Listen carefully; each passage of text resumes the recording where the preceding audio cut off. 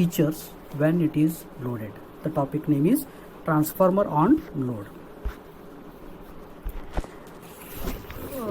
Already we studied what happens when transformer is not loaded. Now in this topic we'll study what happens when transformer is loaded with a particular load. Usually, as shown in the figure, the secondary winding of the transformer is loaded. This current, if you see the figure, V1 is the voltage applied across the primary winding, E1 is the voltage induced across the primary winding. It has N1 number of turns, it has N2 number of turns, and V2 is the voltage across the load.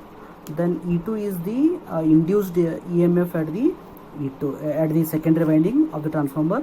And as already we know that there are important parameters. What we are going to consider is the resistance of the line, the inductance of the line, and it has the two magnetizing currents. As the primary current, it's a addition of I0 and I2 dash.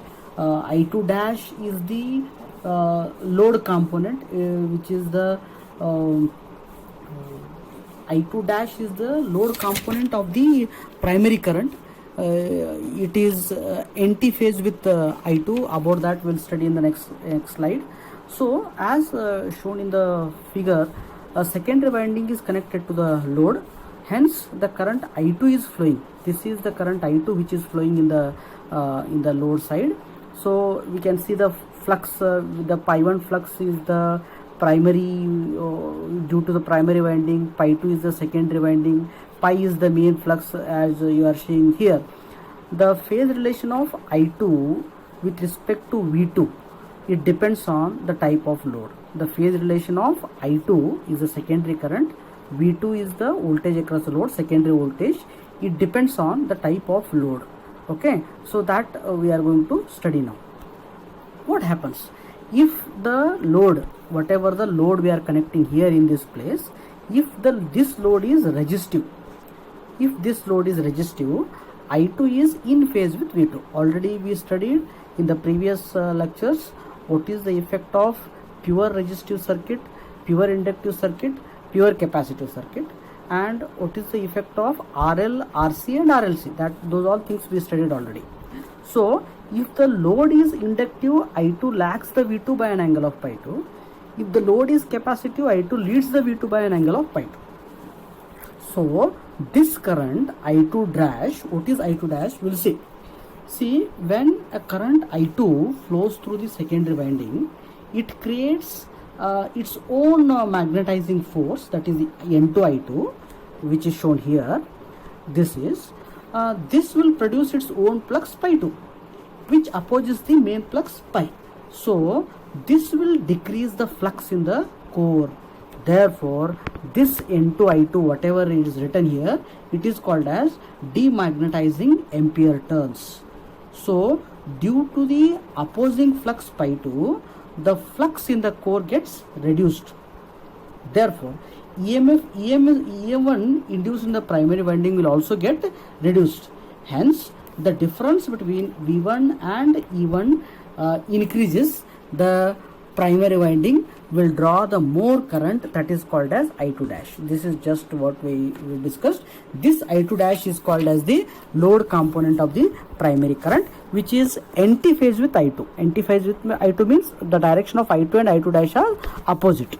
So if the primary winding set up extra ampere turns, that is N1 I2 dash, which sets up own flux pi 2 dash in the as shown in the figure, which is equal to the magnitude of pi 2, but which is opposite as compared to pi 2 dash. So pi 2 and pi 2 dash are opposite to each other, therefore they will cancel.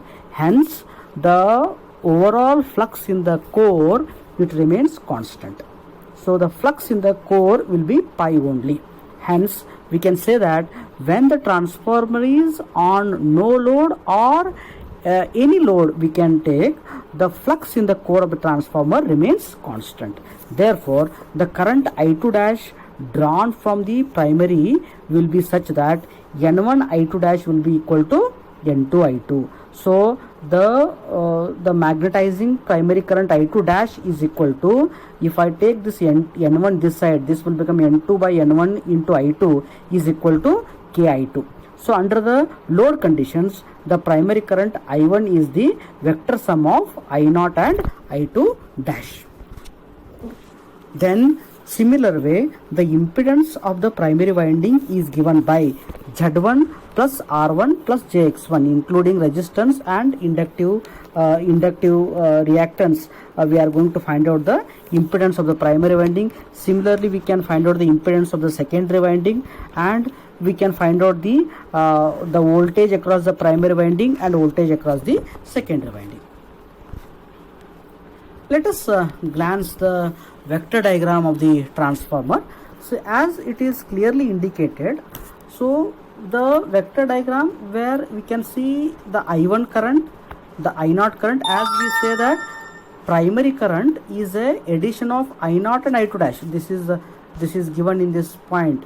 So here see this, under the load conditions, the primary current I1 is the vector sum of I0 and I2 dash, that is shown in the vector diagram. So this is the I1, it is the vector sum of I0 and I2 dash. This is very clear. So in the similar way, this is E1 is the induced EMF, the pi is the flux across that. Then you can see the voltage V1 here. Okay, so this I1 R1 is the resistive component, I1 X1 is the reactance, inductive reactance component, and the addition of that will be the I1 Z1. This one is the I1 Z1. Okay, so this one is the secondary current I2. Then as this is the secondary voltage across the load V2.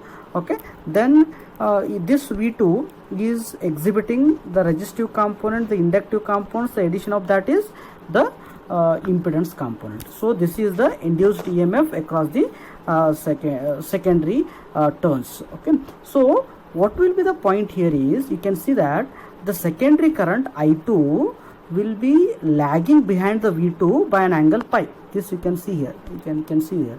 So in the previous slide we observed that if the load is inductive, if the load is inductive, I2 lags V2 by an angle of pi 2. This we observed. So that is shown here. This is I2, this is V2. The I2 is lagging behind the V2 by an angle of pi 2. Okay, so this is the vector diagram when the inductive load is connected. In the similar way, all are similar. I1 is same, I1 Z1 V1 is same, I2 is same, V2 is, everything is same, but you can see only the difference, the vector diagram here is I2 and V2 are in phase, because the type of the load connected is resistive. When the load is resistive, the current I2 and V2 both are same. Okay, so in case of capacitive load, so already we studied that I2 leads behind the V2. Okay, see here, the current I2 is leading behind the V2 by an angle of pi 2. Remaining all the vector diagrams will remain same. Just based on that, little bit diversion will be there in all the vector diagrams. You can see this diagram, it is like this, because as see, you can draw I2 and I2 dash like this. Okay, it's one line, because I2 and I2 dash, you can see the direction of I2 and I2 dash both are opposite to each other. Okay, so just now we observed that I2 dash is anti-phase with I2. This we studied, no, both are opposite. If you draw that, if you tilt this, suppose this I2 will come this side, automatically I2 dash will come on this side. It will be like this. So that you can see when I2 and I2 dash are in phase.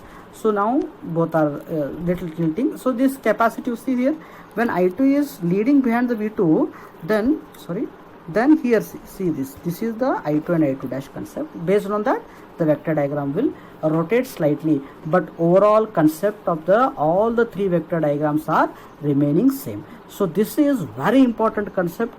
When transformer is loaded, then what is the vector diagram, how the I1, I2, V1, V2 are behaving. Their behavior is clearly shown in the vector diagram. Okay, in the next part we'll study about the losses of the transformer. If you need any kind of clarification, you can free to call me on this number. Thank you.